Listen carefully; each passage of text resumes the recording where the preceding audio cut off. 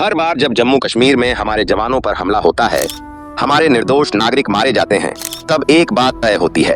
प्रधानमंत्री जी मंच पर आते हैं और लंबा लंबा भाषण देते हैं।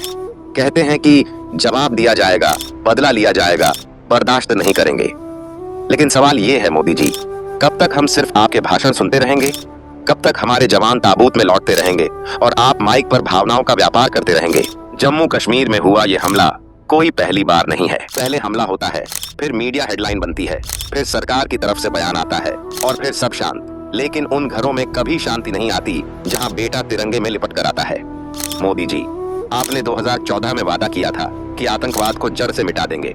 अब 2025 आ गया है, कहां गया वो वादा? क्या आपकी सरकार में सिर्फ इवेंट होते हैं या कोई ठोस रणनीति भी है? हमारा जवान जान दे रहा है और आप चुनावी रैली में पाकिस्तान को कोस रहे हैं। लेकिन असली सवाल ये है, आपने अब तक किया क्या है? देश की जनता अब समझ चुकी है, भाषण से सुरक्षा नहीं मिलती, एक्शन से मिलती है। आपने सर्जिकल स्ट्राइक की बात की, एयर स्ट्राइक की बात की, लेकिन जमीनी हालात क्यों नहीं बदलते? मोदी जी, ये देश आपके शब्दों से नहीं, आपके फैसलों से सुरक्षित होगा। हमें अब भाषण नहीं, जवाब चाहिए। हमें अब माइक नहीं, मिशन चाहिए। हमें अब प्रचार नहीं, परिणाम चाहिए।